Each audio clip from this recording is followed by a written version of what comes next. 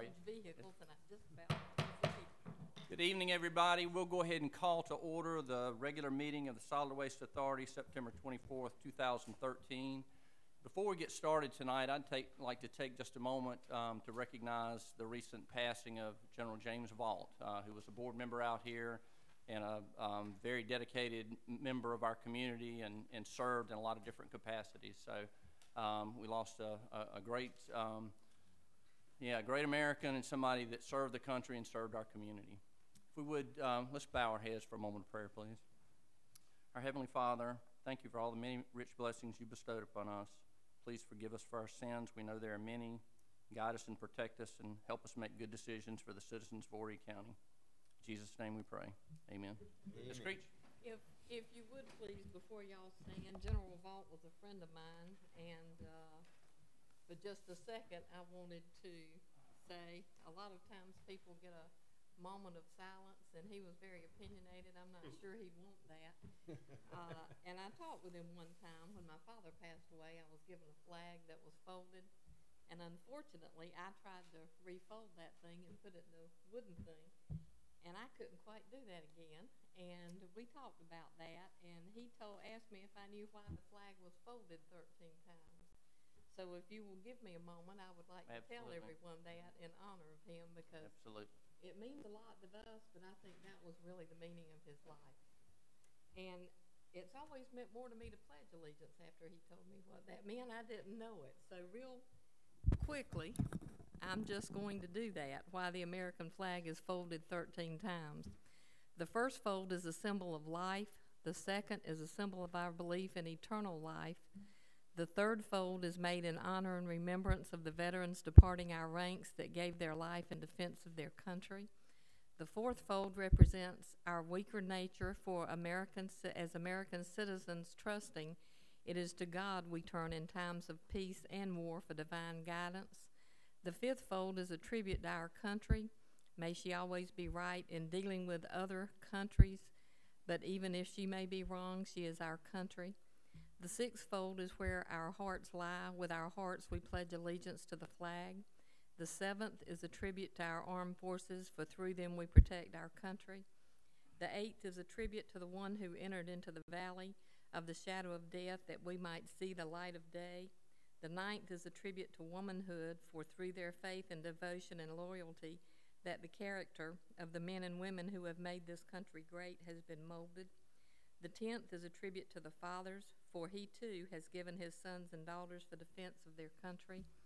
The 11th, in the eyes of the Hebrew citizen, represents the lower portion of the seal of King David and King Solomon and glorifies the God of Abraham, Isaac, and Jacob.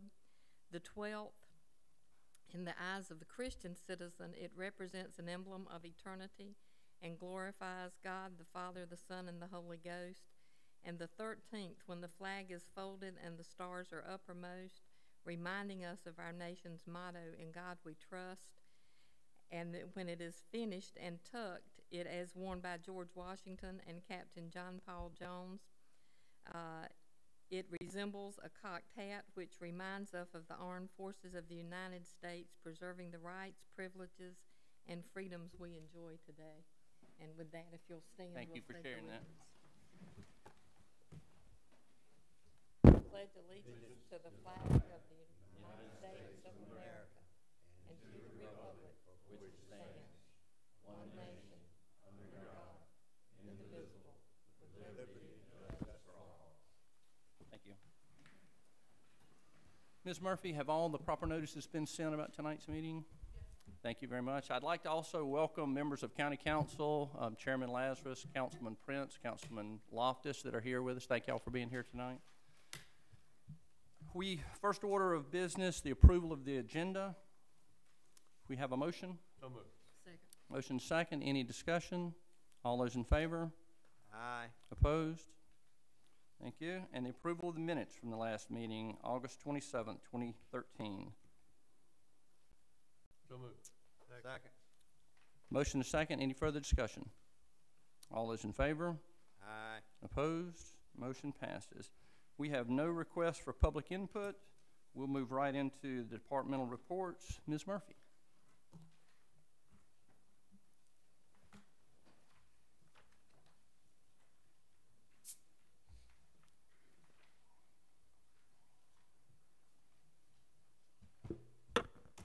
Good evening.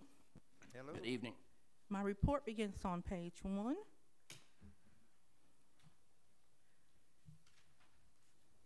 want to give you a brief update on the South Carolina DHEC Annual Progress Report. As you know, the South Carolina Solid Waste Management Act requires that each county complete a report of the municipal solid waste recycled within its municipalities. Each local government, municipalities, and the county has to report this information. Solid Waste Authority staff completes this report annually, and we also contact any businesses within Horry County that are doing any type of recycling. Businesses are not required to report that particular information. They are encouraged to do so. We began this process on July 29th because it is a fiscal year report. We're reporting for fiscal year 13. The progress began on July 29th. We contacted approximately 137 businesses. And in your board packet, there's a breakdown of the responses we received as of the date we had to complete. DHEC gave us a September 13th date to have the report completed and submitted to them.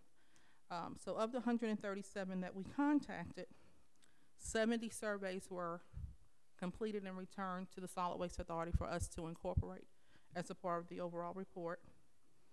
22 businesses or municipalities completed their report online directly through DHEC because that is an option that they have. Of the group that we contacted last year, 5 of those who we contacted this year are no longer doing any recycling inside of Horry County. And of our 137, we did not receive any response, nor had DHEC at the time of this report being written. They hadn't received any response from the 40 that remain. Usually in the springtime is when they finish their overall state report, and at that point in time, we'll find out what the recycling rates and things of that nature are for Horry County for fiscal year 13. The next item I'd like to review with you is our annual United Way campaign. We began our campaign as pace setters this year in August. We held 3 departmental meetings and then sent out pledge requests to others who could not attend those meetings. We also participated in the United Way Day of Caring on September 13th.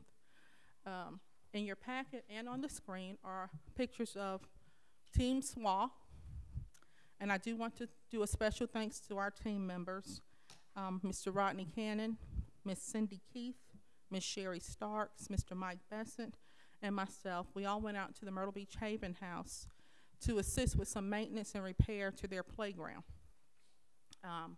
Thankfully, it wasn't really hot that day, so we had a fairly good day to be working outside. The paint color was green, so we all loved that, so that worked out well. And the people at the Myrtle Beach Haven House were very thankful for the efforts that were being made by the United Way and through our assistance. So we want to thank everybody for their participation. We did set a goal this year of $5,900 as our Solid Waste Authority goal. To date, we're at $5,400. And y'all know me, I'll take money till December 31st. So if you have pledges you'd like to give, I'm here till y'all leave tonight. So Thought maybe the board could level that thing out tonight. I second. Round How's that yours? The last update I want to give you is just an update on some dates and some events that we have upcoming. These dates are going to carry us through the end of the calendar year. This weekend we'll be with Mr. Blayton and the crew from North Myrtle Beach up at the Irish Italian Festival. This is one of our favorites to go to because it is so well attended, and there's a good time had by all. Next month, we do have an open house scheduled for October the 11th. Encourage you all to come out if you can. There's a Solid Waste and Recycling Professionals Conference on October 22nd and 23rd. It's going to be held in Columbia. That's an annual conference that's held for local government recycling and solid waste professionals, and gives you a chance to get some updates on what's going on the state level and do some real good contact county to county. Our annual employee banquet, employee dinner, is scheduled for November the 1st. That's Friday, November the 1st. We will determine the location and let you know that at the next board meeting, but I do want you to go ahead and mark that date. And the last date I really want you to kind of make sure you get in your calendar is our December board meeting. That meeting is the one meeting that does fluctuate depending upon the holidays. And when we developed our schedule of meetings this year, the date of December 12th was selected for the December board meeting. If you have any questions? No? Wonderful. No questions, Ms. Murphy? Thank you very much. Mr. Hilling, Operations and Planning.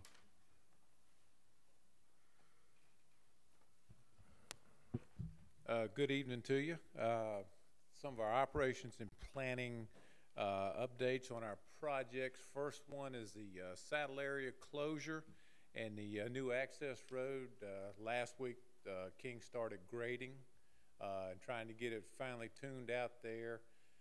Today, they started doing their clay test pad, and it should complete that by tomorrow. Hopefully have the results by the end of the week, and it's scheduled to start going full steam ahead to start bringing the clay in, and each 6-inch lift will be tested and all. We'll have 2 feet of clay out there, so it'll be full steam ahead. Hopefully come Monday, everything's looking really good now and they're ready to go. So their plan is about 3 weeks to have all that clay in here, and hopefully everything will mesh out real well for them. Secondly is our property updates out there.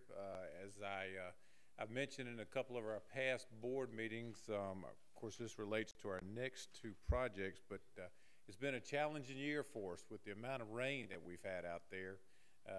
You know, I've mentioned we've had close to 40 inches of rain out here from May through August, and most the SWANA conference we went to, most of the other landfills and people had that same type of challenges ahead of them.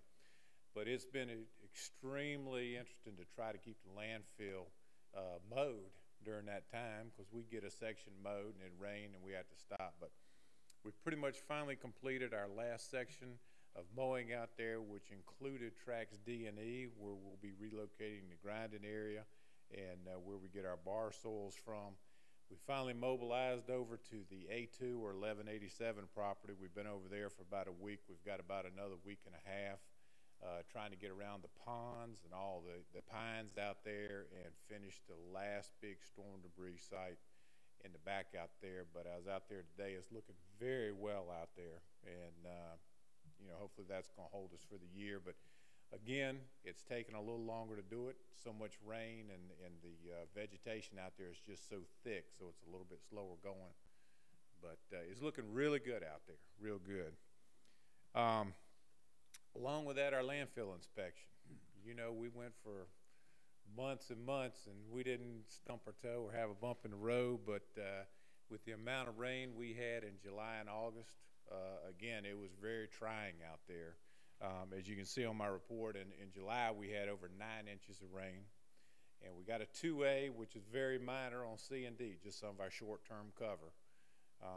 It was constantly, we'd get a heavy downpour, we'd go back and cover it again, and I mean, y'all saw the rain. We all lived it for 4 months out here, and we thought this was Seattle, South Carolina, instead of Conway, but we kept after it.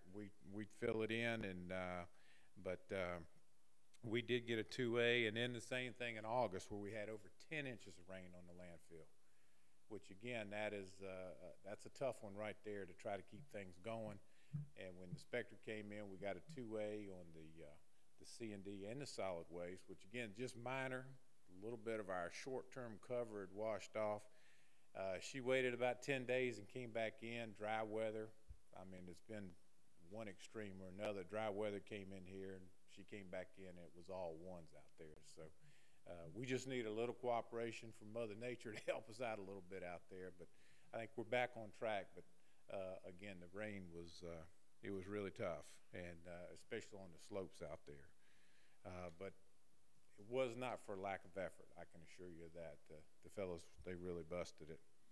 And lastly, our driver of the month, just to catch that up, July, we had Larry Davis from Easy Dump was our nominated driver, and for August, it was Brian Gore from Waste Management. So we continue to do that each month, and you know, it's a good program out there. So, any questions? Thank you, Mr. Hilling. Thank you. Ms. Crump, Finance and Administration.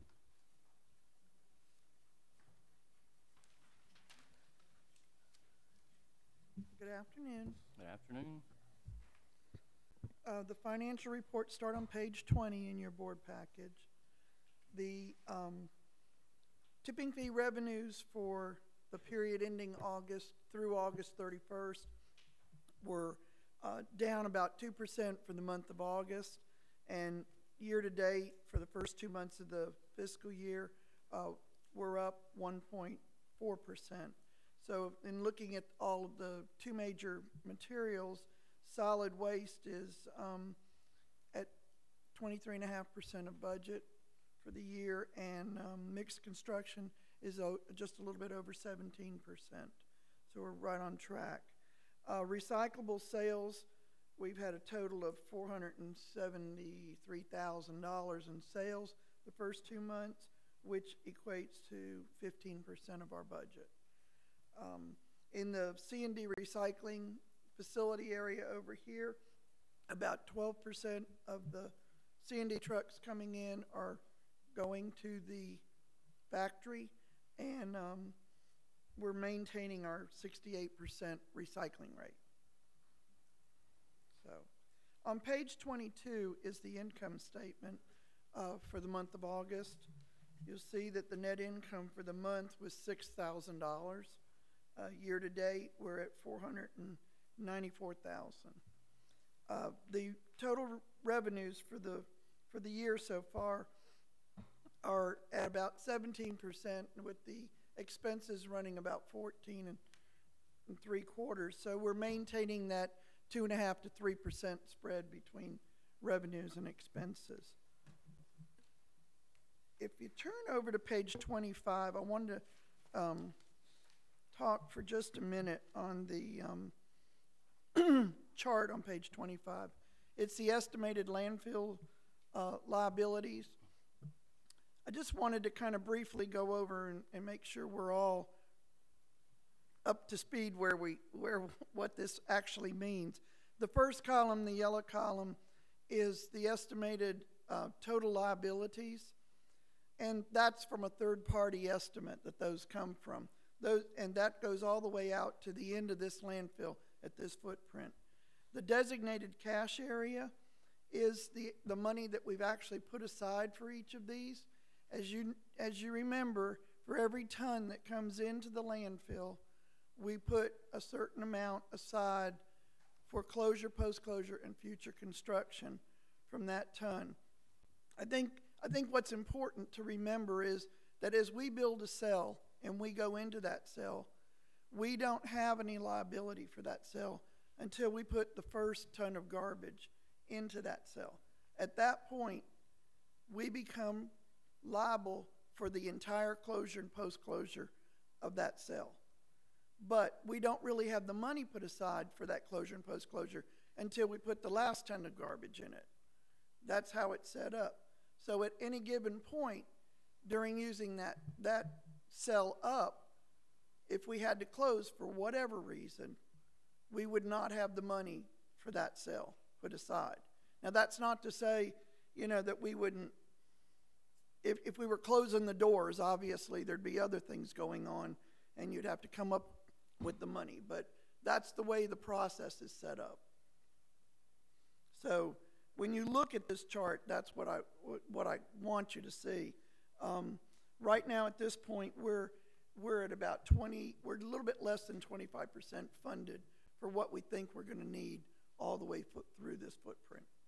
Ms. Crump, how often are those numbers updated to make sure that we're on schedule and having the designated funds necessary? The liabilities are updated every year.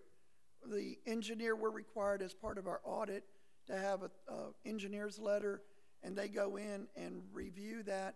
If you remember, in about a year ago this time, we also had another third party come in and check that engineer's work.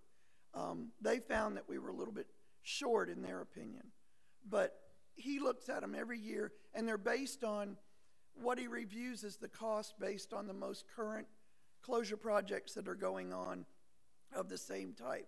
Obviously, it's an estimate. Things change, technology changes. Several things can impact it. So, but that's what we're basing. And then we look at every year at the same time at budget time, how much we're putting aside to make sure that we have the money we're supposed to have and need to have to close that and maintain the post-closure on it. Thank you. Ms. Creech? Is this information on the website?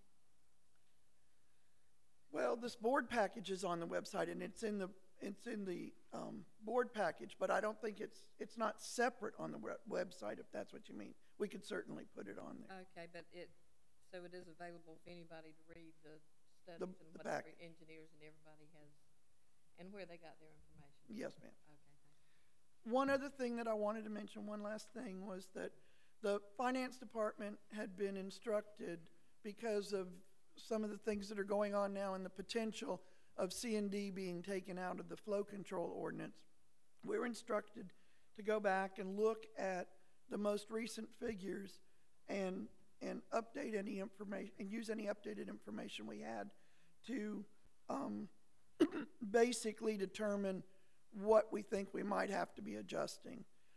In doing so, we looked at last year's tonnage that came in. We looked at, considered only four customers, because we took a very, very conservative approach, and it was the four customers that we really thought we would probably lose the tonnage. Obviously, there may be a whole lot more. And based on what they did last year, and based on our projections for this year, we determined that we estimate close to 35,000 tons is what we'll lose in C&D. Now, that's probably going to need to be lowered a little bit, because it depends on when it would go into effect. But that would average out to $900,000 a year, about between $72,000 and $75,000 a month. And what we talked about at staff meeting today is that we would have to monitor this monthly, and when it started impacting us, then we would have our cut list out and be looking at it and come back to you and determine what we needed to do. So just want you to know that we are looking at that, so that we be prepared. Mr. Gray? The four customers, who are the four customers? Easy Dump, Lee Disposal, Express Disposal, and Unlimited Sanitation.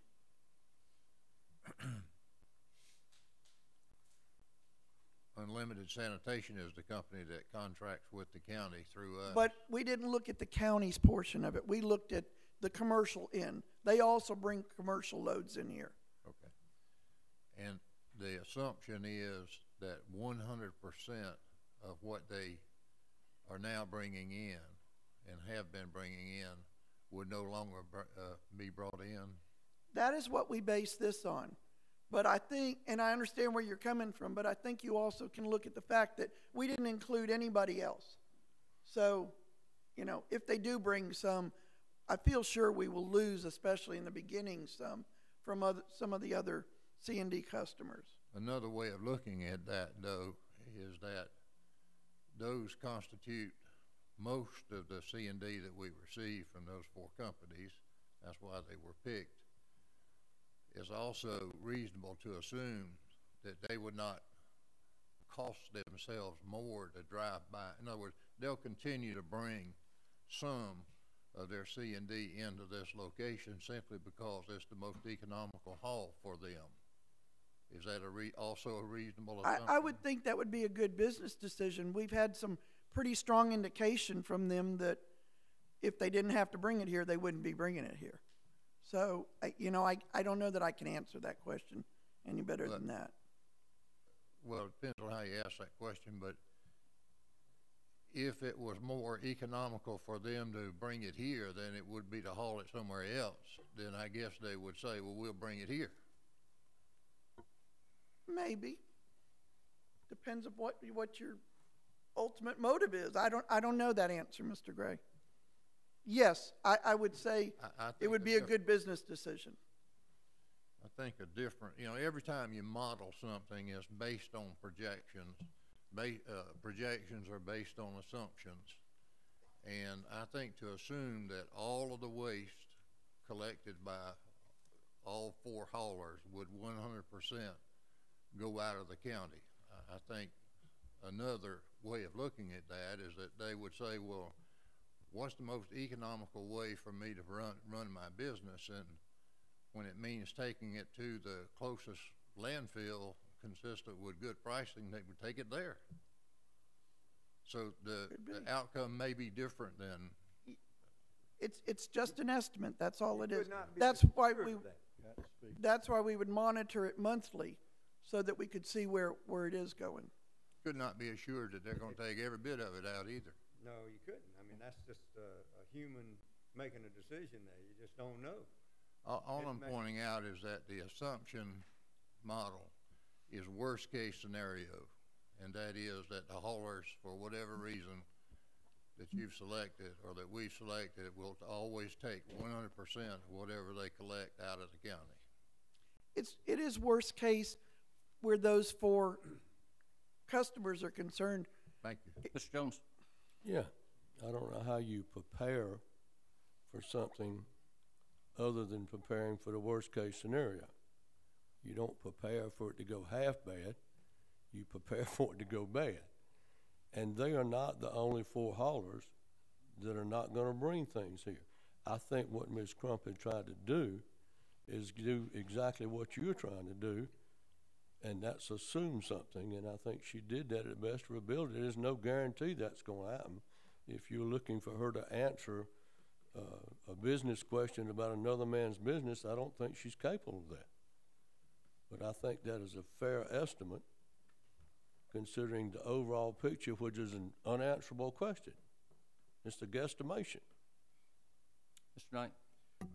Mr. Gray and the board, what we've got to get ready for, and we've talked about this 3 or 4 years in our budget process, when the money quits coming across the scales, all we're getting staff ready to do is we've got to cut those expenses to meet the money.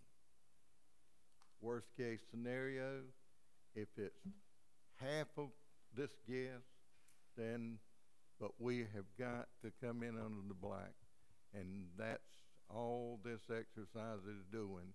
We're getting prepared for the worst case scenario if and when it happens. And that's all we're doing, is preparing to make sure we stay within our budget. Ms. Creed? I agree. In business, I always prepare for the worst one, so that's a good thing you did. And I guess this is just wondering, we charge $29 a ton. I don't know how many tons are on a truck. And if you add the gas of where it would be to take it, and you looked at it, if someone owned their own landfill and didn't pay a tipping fee, then it might be a lot cheaper for them to take it there than to pay the gas to transport so many tons on an axle. So I guess there are a lot of, having life been in statistics many years, there are a lot of pieces to that puzzle, and you never really know the answer until you have them all. Right. There are a lot of unknowns, and I think the plan is to be prepared if, in fact, we need to make cuts, and if we don't need to, then hopefully it's a best-case scenario. That's right. Well, I would just like for it to, and I'll leave it at here. I understand Mr. Knight's point and everyone else's point. Let's just assume worst case scenario and prepare ourselves for that. but that does not necessarily mean that that's the way it will happen. Correct. That there is another model which is somewhat less dire and less consequential. Absolutely. And we don't know yet which one is correct. And that's why we're gonna monitor it monthly, if and when it happens, and then we'll know where we're standing and what we need to do. Thank you. And we do the same thing on the sale of the recyclables. We cannot control the recyclable amounts or the price that we're getting for them. We estimate it the best we can based on some past stuff, what we're hearing, is for sure we can't manage China, and the whole United States is talking about China and the position they're taking on recycling. All we can hope for, if in fact we lose C&D, the recyclables go up and we can generate more stuff through the MRF to where we've got more stuff to sell to offset the loss of funding other places. Any other questions? Well, not about that, but if you're through, there were two other, are there any recyclables we're taking in that we're losing money on? At the moment? Well, when you say losing money, Not breaking even, if you can price. you know, we basically lump all the revenue in. Okay. And so we look at it from that respect. And in that respect, we're as far as the MRF's concerned, you know, we are breaking even. Okay. And the last question was, last meeting, the treasurer was here and talked with us about looking at some different options to, I was not real happy with the money we have and the amount of interest he was getting. So he was going to come and talk with the finance department. Has he been and talked with you? He has been out. We've talked about some things that we can do. He's getting us some information as far as credit card cost and so forth.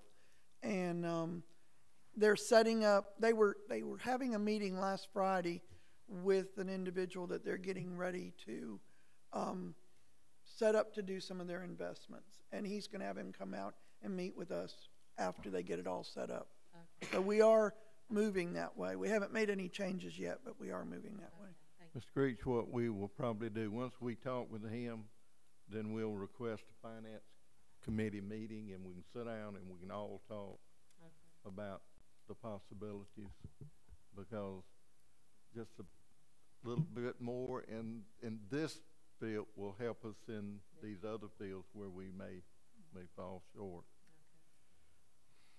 Okay. Anything else, Ms. Crump? Any questions for Ms. Crump? Thank you very much. Appreciate it. Mr. Besant, Special Projects, Governmental Affairs.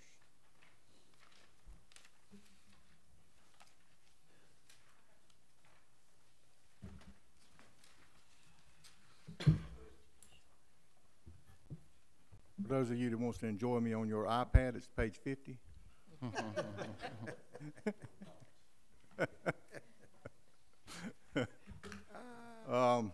He'll get paid. The back. C&D Recycling Incentive Program, as we normally report, Lee Disposal took in at his facility about 886 tons last month. He recycled 734 tons. At 82.83, he did do some grinding of some wood he had on site and got it off site last month, so that he has the sod place out of Gallups Ferry come in and grind it up, and they take it and turn it into mulch. And he normally stockpiles that, and he did some of that last month. Total incentive tons he got here at the landfill for incentive, he got a reduction was 327 tons, and he received a reduction in tipping fees of $1,637. His year-to-date numbers are he's took in 1,899 tons at his facility. He has his concrete that he recycled was 807. His total recycling tonnage was 1,180. As you can see, the concrete was at 807, which put him back to 34%. So he's recycling without concrete, even though his other was 62. It's about 50% of what he's been taking in is concrete. Total credits he's received is about 2,395. The reason I keep up with the concrete separately on all of these is because North Carolina actually took it out because they said it's a number that's kind of hard to do, and they reduced their number from 75% reduction required at these type of facilities to 30%. So it was easier to do. So that's, without the concrete, it's kind of hard to match that number. Next one is Easy Dump. They did 672 tons in their facility. They recycled 398 at 59%. They didn't receive any incentives because they've not been in the program for a while because they're not meeting the 75% requirement, and has received no reduction in tipping fees. His year-to-date numbers: 1,423 tons. Concrete, he's done 314. His year-to-date numbers for this year, for July and August, is 45%. With that concrete, he's back to 30%. And he's received no credits this year. Like I said, he's been out. I think he is working on some things to try to get that number back up, but he's going to have to, it's got to be up to 75% for a full quarter before he can get back into our incentive program. Okay. Just to give you a little update on all the recycling incentive programs. The MSW recycling for July and August, we gave $51,000 worth of incentives. The C&D recycling at the MRF over here was for people that went to our C&D factory, as it's called. And the companies that went in there did $5,000 worth of savings, and that utilize that facility. If they don't want to utilize it, they don't have to, but if they choose to. Our C&D recycling incentive at the designated facilities year to date is at $2,395 for a total of $58,483 year to date in customer savings has been issued back to customers in incentives. A couple things that we wanted to do, talk about the Association of Counties. They have issued their new website, and I've got it on here if some of you want to go to it. It is the don'tdumponsouthcarolina.com. And that is their new website, and they're going around the state meeting with civic organizations and community meetings. I think they've got some down in Georgetown in the next couple of weeks, actually 1st of October. They've got down in Georgetown, they're going to be meeting with some people, and they'll be going throughout the state of South Carolina promoting this program and explaining why they are fighting against the flow control legislation at Capitol and how it affects counties. So they'll be doing all of that throughout the state, and they'll also be doing some here in Horry County and other counties throughout the state. And then, of course, we all attended the Green Tie event. Some of us did. Let's see. I listed everybody, so I'll make sure I wouldn't miss nobody.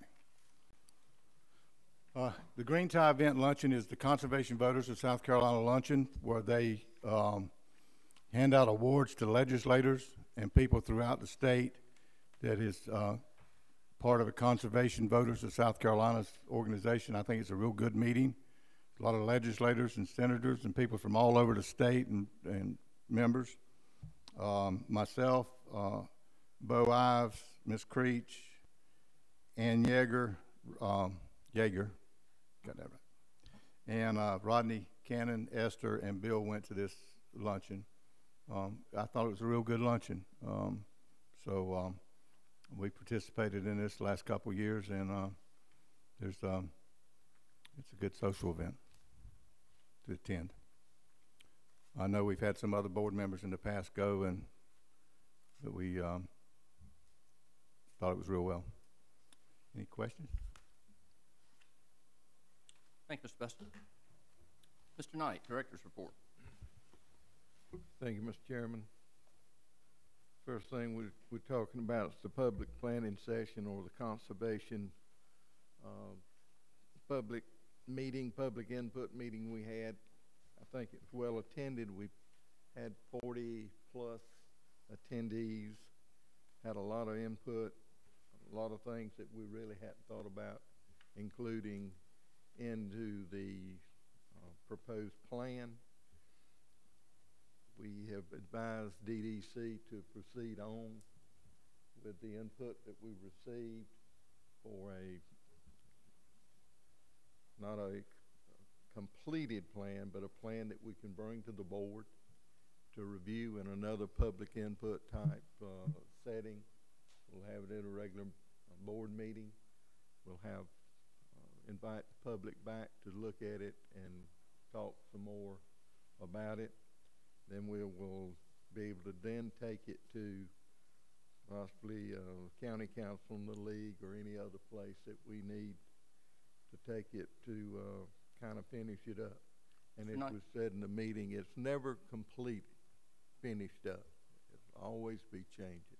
I apologize. For those of us that weren't at the meeting, can you just kind of relay some of the ideas and suggestions, recommendations, what the discussion was about potential uses? Some of the discussions was tying the lake system together, and that would give kayaking a better opportunity. Dog park. Another issue was to work the fringe areas to keep wildfires from starting on our property and jumping across into the other properties. There was two members here with the bicycle group.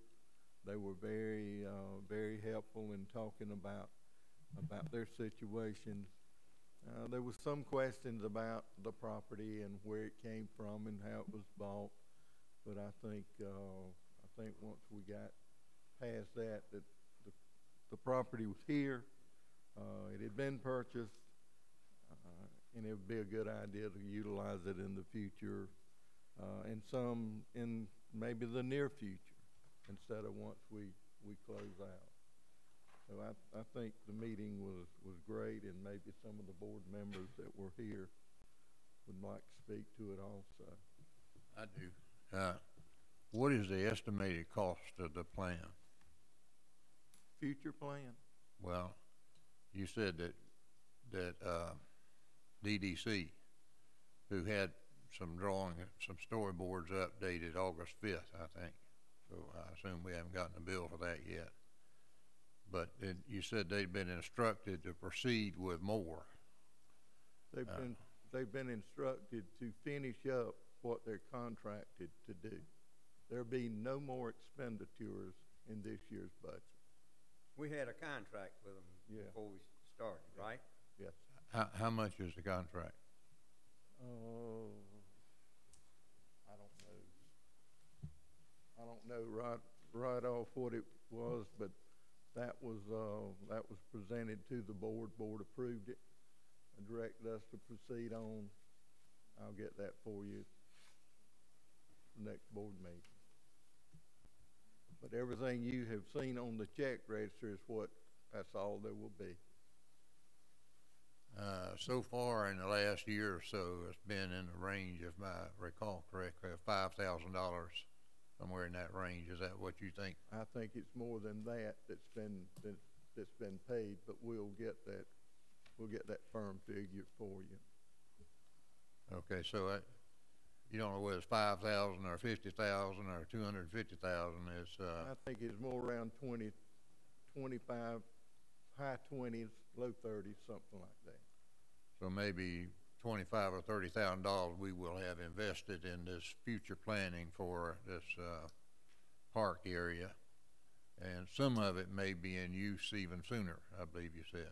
It could very well be, depending on who comes forward and who would like to utilize it. I think the bike folks have done a lot of work over on one of the conservation pieces of property. They very well may come to the board to say, we would like to do this, and we can do it in this format. And would they pay for it, or would we be? We're not paying for it. We have tried to make that as clear as we can, is that we're not paying for all these facilities that will be placed here in the future. Any developer that's coming in, he will pay for it. Or any municipality, any city, any the county, anybody that comes forward that would like to utilize it. There'll be an agreement struck with them on safety, insurance, stuff like that.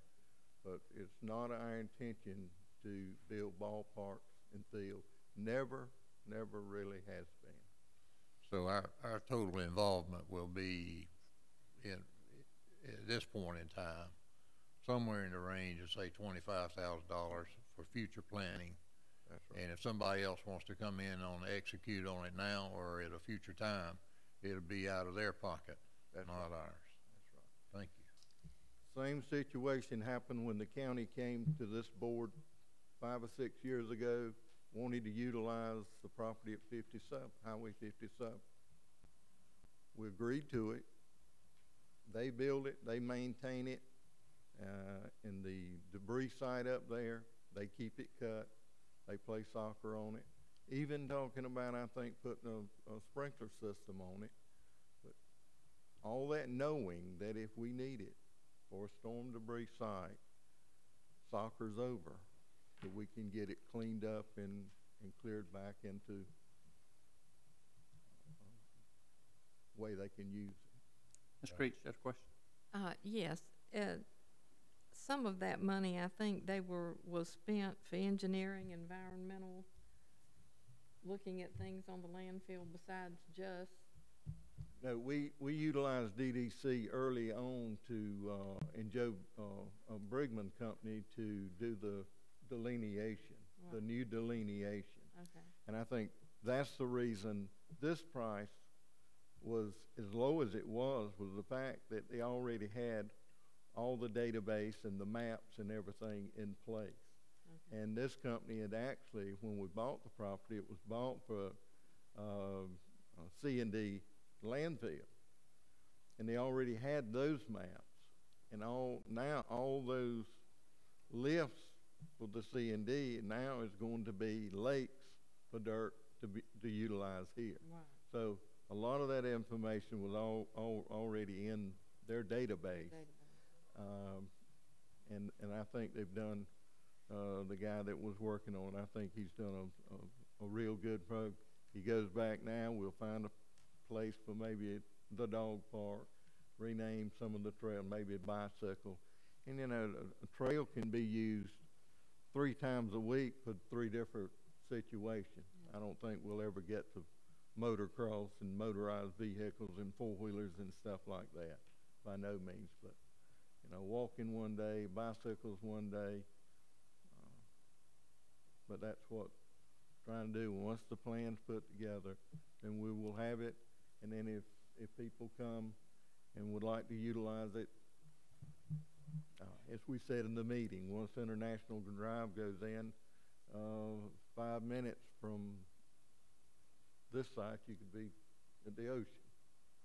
So I think it's really going to open Highway 90 up. Okay, the next thing is the WasteCom conference. It was a neat conference. There's no place like home, though. But there's a lot of things. I still feel like we in probably the top 75% of the nation on what we do compared to what you hear about it at one of these national conventions. And what we're going to do is request all the white papers that was presented at this conference. We'll put them in a notebook, and anybody that wants to look through it and take a look at it, even from the staff, I promise the staff that they'd have an opportunity. But it's increasing efficiencies. Everybody's looking at efficiencies because of the money situation. Trash is going down, and everybody's got to take a look at that. We've now got iPads, and paper around here will go down. And that's newspapers and everything is more electronic now. Landfill gas system, leachate, natural treatment of leachate is getting big. One of the things it's talking about your operation is strength in people. We talk about your future workforce. And the guy was kind of funny, and he said, you know, the people today, their 401ks are going to 101ks. They're going to reverse mortgages. The kids mad because they're not going to get the house. And most of the kids are sitting in front of TV overweight. And he says, that's your future workforce. And it is really something to think about. Global solid waste issues. One guy made it plain that we're eating up 3 globes of stuff, and we got 1 globe that we're dealing with.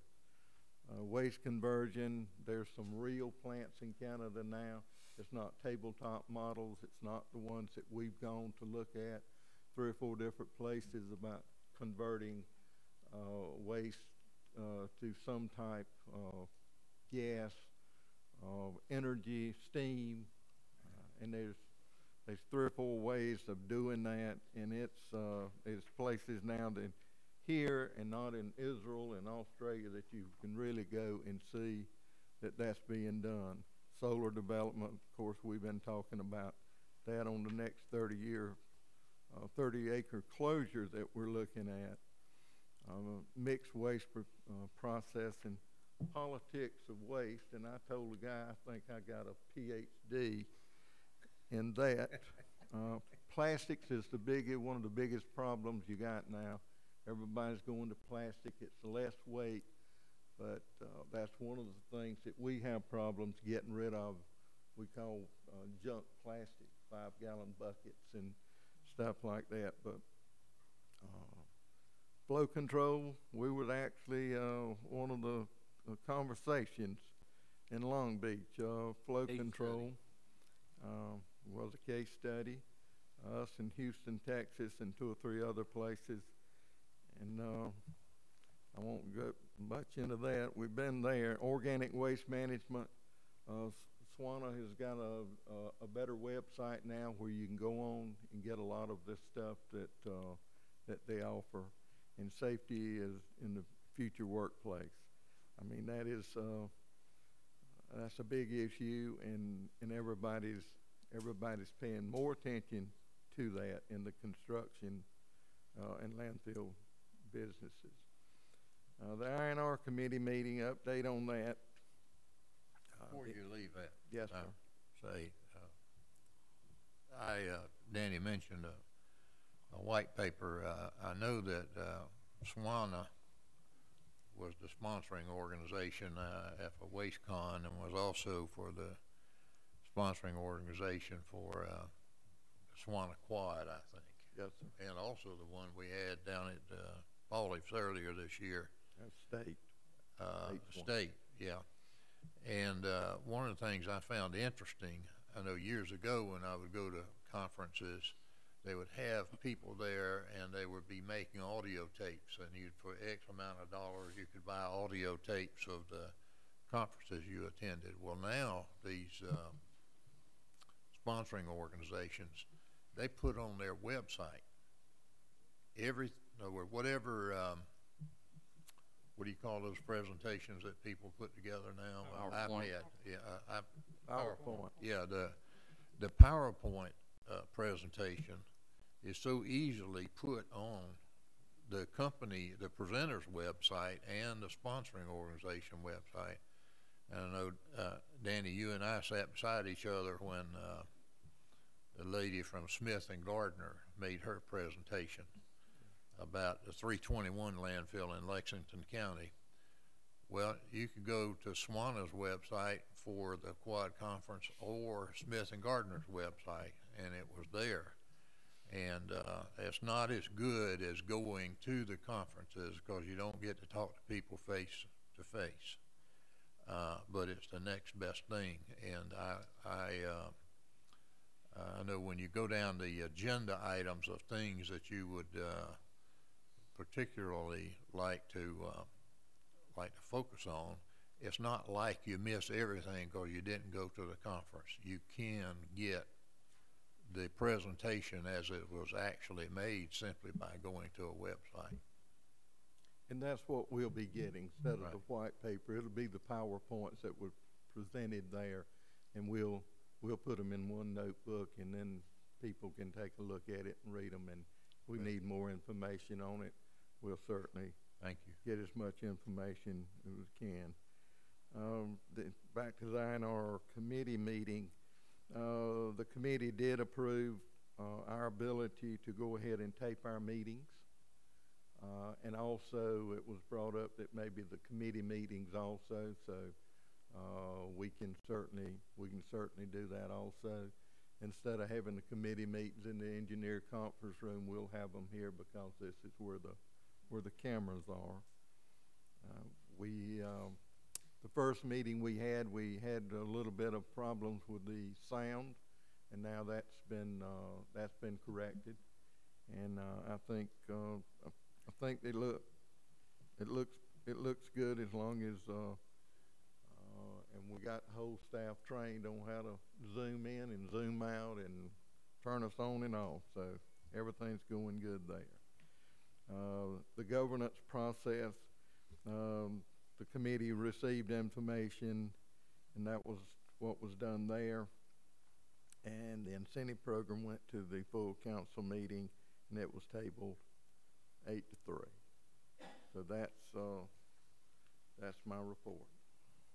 Any questions for Mr. Knight? Thank you, Mr. Knight. Committee reports. There were no committees, so no reports.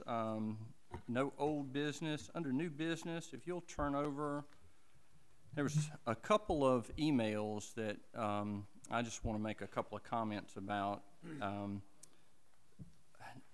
Number one, and Mr. Gray and I have talked about this, it's no surprise, but I feel like there was some inaccuracies in the email where it was stated that nothing about the meeting in which the public was invited was mentioned at the last board meeting or previous board meetings.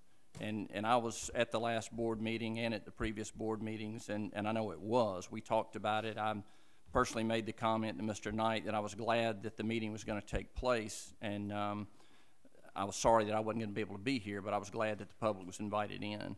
Mr. Gray, I mentioned to you as well that I was concerned about the derogatory and disrespectful tone I felt like that the email took on. And even if, in fact, the last board meeting you felt like you didn't understand that we had talked about that, I would have hoped that as a member of this board that you would have either at the meeting, at some subsequent meeting, or talked to Mr. Knight and expressed your concern in that fashion, rather than writing an email that, again, I felt like was in disrespectful tone. So I would just respectfully ask of you that in the future, in the spirit of harmonious productivity of this board, that we try to work together. This, to me, is detrimental to our working together, and I'm concerned by it and the tone that it took on, and I told you I'd bring it up, and certainly want you to have a chance to respond, and hopefully we can get this addressed and behind us and move forward productively as a board and work together. Yes, thank you. Yes, sir. We did speak just before the meeting, and you did bring out most of those points. And I agree with you. One of the words I've learned from listening to the talking heads on television is the word impolitic. And I spoke impolitically. And I wish, if I could do it over again, that I would have made the point that I was trying to bring home in a much different way. In fact, I apologized to Mr. Knight at the INR meeting and told him that I was sorry the way that I spoke, and that I was sorry, and that I would apologize to him personally. That was in the coffee room of the INR meeting, so it only took, it was only a few minutes, and I will, Danny, and I apologize to the board for the words I used and the way I characterized a given point. I hope that attention will be paid to the second paragraph, which is the point that I was driving home, and not the impolitic way that I was getting to that point. I didn't come to talk about our shortcomings and my view about what's contained in the second paragraph.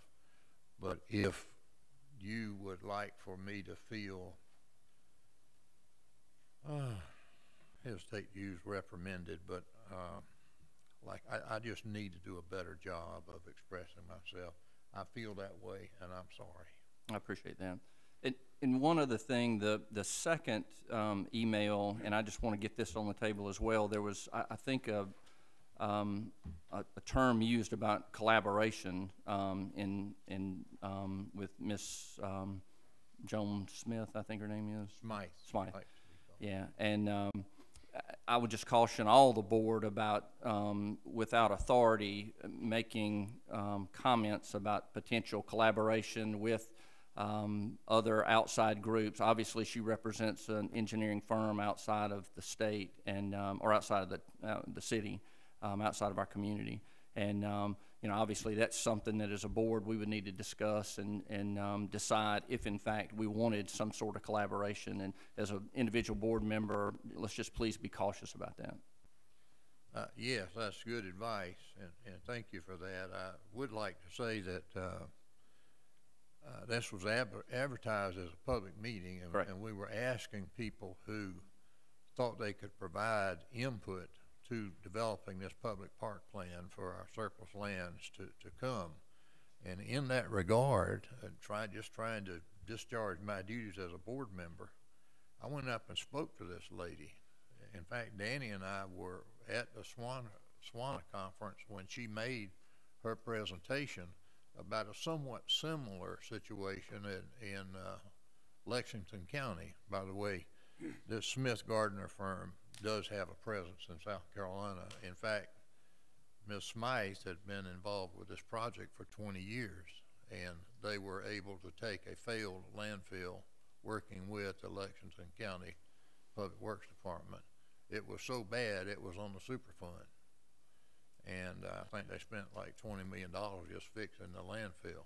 But they were able to get Mike, you referred to this earlier, they were able to get a driving range and a putt-putt and a practice facility for the University of South Carolina golf team. They must have plenty of money up there, but they put in a practice facility for them up there, and they paid for that. University of South Carolina paid for it, right? Yes. Right. And so in that, and you know, sometimes words have more than one meaning. Collaboration, I did not mean to imply that we were going to do business with her. What I was saying is that in my view, it's important for us as a board to collaborate and cooperate and have the private sector be involved with what we do, and we should ask their opinion and we should seek their advice. And I hope all of you this is Ms. Smythe's follow-up letter.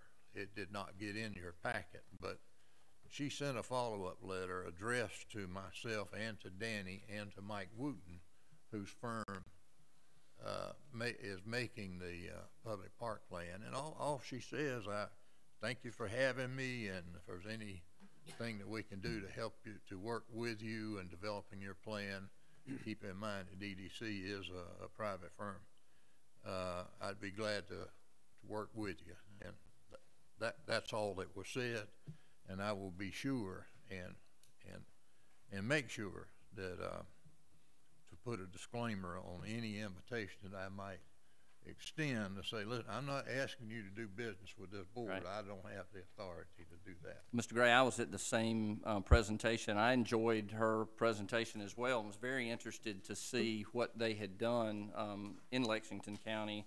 And it's part of the reason why I thought it was a great idea that we were getting the public input. And she was certainly invited just like everybody else. My only concern was the collaboration terminology that may have been misinterpreted by her as to thinking we were trying to solicit business from her firm. But that's my only concern about that one.